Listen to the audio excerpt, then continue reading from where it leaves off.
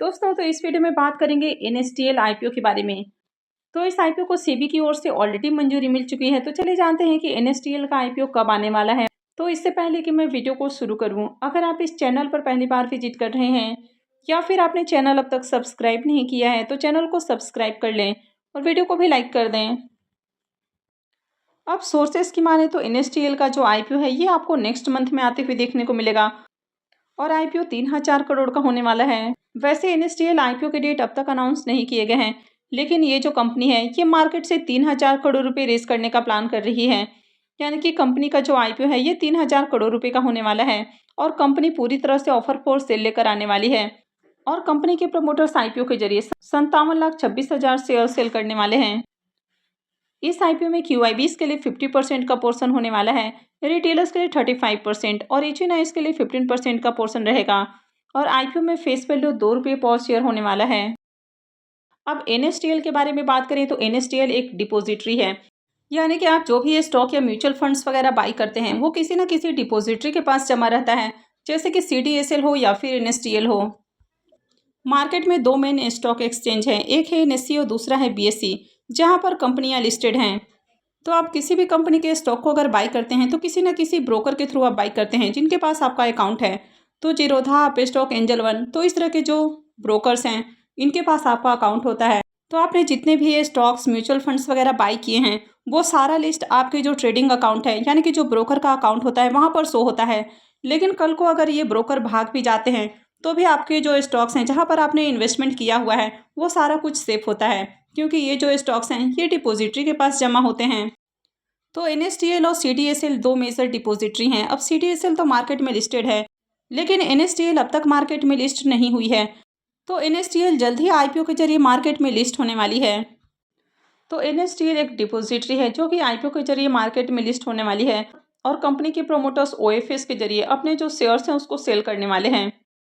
तो up stock के according अगर बात करें तो NSC, state bank of India और एचडीएफसी बैंक ये 5.72 करोड़ के इक्विटी शेयर्स ओएफएस के जरिए सेल करने वाले हैं।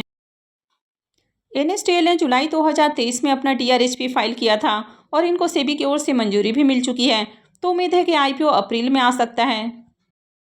एनएसटीएल आईपीओ में HSBC securities and capital market, Motilal Oswal investment advisor, IDBI capital market and securities limited, ICICI securities, Axis capital limited, SBI capital market, HDFC bank, तो ये सारे इसमें लीड मैनेजर होने वाले हैं। अब वैसे तो इस आईपीओ को पहले भी सेबी की ओर से मंजूरी मिल चुकी है, लेकिन फिर से इसको सेबी की ओर से मंजूरी लेनी होगी।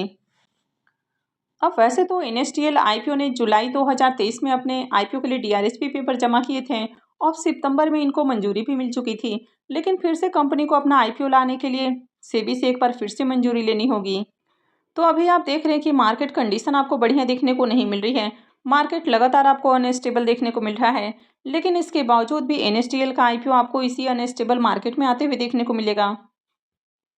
तो एनएसटीएल एक सेबी रजिस्टर्ड लीडिंग फर्म है जो कि मार्केट इंफ्रास्ट्रक्चर इंस्टीट्यूशंस के रूप में जाना जाता है, जो कि variety of products and services offer करती है, यानी कि फाइनेंस और सिक्योरिटी से रिलेटेड सर्विसेज ऑफर करती है। तो जैसा कि मैंने आपको बताया कि एनएसटीएल एक डिपॉजिटरी है जहां पर आपके जो स्टॉक या म्यूचुअल फंड्स वगैरह हैं वो डिपॉजिट रहते हैं, यानी कि सेफ रहते हैं। एनएसटीएल के फाइनेंशियल को देखें तो इसके थर्ड क्वार्टर में क्वार्टर ऑन क्वार्टर 29.8% की जंप देखने को मिली है, यानी कि पिछले क्वार्टर में इसका प्रॉफिट जहां 66.9 करोड़ था वो अभी 85.80 करोड़ हो चुका है। तो कंपनी के नेट प्रॉफिट के अंदर ग्रोथ देखने को मिली है। वहीं अगर इसके टोटल इनकम को भी देखें तो कंपनी के इनकम में भी 16.2% की जंप देखने को मिली है, यानी कि पिछले साल सेम क्वार्टर में कंपनी का जहां नेट इनकम 336.66 करोड़ था वो अभी 391.21 करोड़ हो चुका है। तो कंपनी के थर्ड क्वार्टर में कंपनी के टोटल इनकम के साथ ही नेट प्रॉफिट के अंदर भी जंप देखने को मिली है। तो डिपॉजिटरी सर्विसेज के कारण जो एनएसटीएल है वो कंसिस्टेंट एक एनुअल इनकम जनरेट कर पाता है। तो ये एनुअल कस्टडी फी के रूप में, सिक्योरिटी सर्विसेज के रूप में, साथ ही जो एनुअल मेंटेनेंस चार्जेस हैं तो इनके रूप में कंपनी रेवेन्यू जनरेट करता है। तो एनएसटीएल के अगर फाइनेंशियल के बारे में बात करें तो सबसे पहले अगर इसके रेवेन्यू को देखें, फाइनेंशियल 21 में कंपनी का रेवेन्यू जहां 526 करोड़ है, 22 में बढ़ के 821 करोड़ होते हुए देखने को मिला और फाइनेंशियल 23 के अंदर कंपनी का रेवेन्यू बढ़ के 1099 करोड़ देखने को मिला है। वहीं कंपनी के अगर एक्सपेंसेस की बात करें तो एक्सपेंसेस भी लगातार इंक्रीज हुए हैं। फाइनेंशियल 21 में कंपनी का एक्सपेंस जहां 279 करोड़ है, 22 में बढ़ के 541 करोड़ और 23 के अंदर ये बढ़ के 789 करोड़ देखने को मिला है। वहीं कंपनी के अगर प्रॉफिट को भी देखें तो फाइनेंशियल 21 में कंपनी जहां 188 करोड़ का प्रॉफिट जनरेट कर रही थी, 22 में बढ़ के ये 212 करोड़ हो चुका है और 23 के अंदर इसका जो प्रॉफिट है वो बढ़ के 234 करोड़ देखने को मिला है। तो ईयर ऑन ईयर कंपनी के रेवेन्यू और प्रॉफिट इंक्रीज हुए हैं।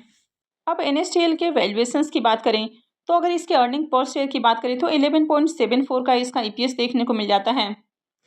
वहीं पर अगर रिटर्न और नेटवर्थ की बात करें तो ये 16.43% का है और इसका जो नेट एसेट वैल्यू है वो 71.44 का देखने को मिलता है। तो एनएसटीएल की मार्केट में एक ही पीयर कंपनी देखने को मिल जाती है और वो है सीडीएसएल। तो इसके ईपीएस को देखें तो 26.41 का ईपीएस है। पी मल्टीपल 45.13 का है। रिटर्न ऑन नेट पर 21.95% है और इसके नेट एसेट वैल्यू को देखें तो ये 120.30 का देखने को मिल रहा है।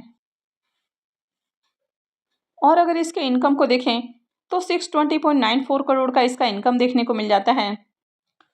तो एनएसटीएल आईपीओ को लेकर सारी तैयारियां पूरी हो चुकी हैं। हालांकि अभी मार्केट बहुत ज़्यादा अनस्टेबल है, लेकिन इसी बीच आपको एनएसटीएल का आईपीओ भी आते हुए देखने को मिलेगा। तो जैसे इस आईपीओ के डेट अनाउंस होते हैं या इससे रिलेटेड और कोई अपडेट आती है तो मैं भी आपको अपडेट कर दूंगी। तो आगे भी ऐसे ही और अपडेट से जुड़े रहने के लिए चैनल से जुड़े रहें, चैनल को सब्सक्राइब करके रखें और अगर आपने इस वीडियो को अब तक लाइक नहीं किया है तो वीडियो को भी लाइक कर दें। वीडियो को अंत तक देखने के लिए आप सबको बहुत बहुत धन्यवाद।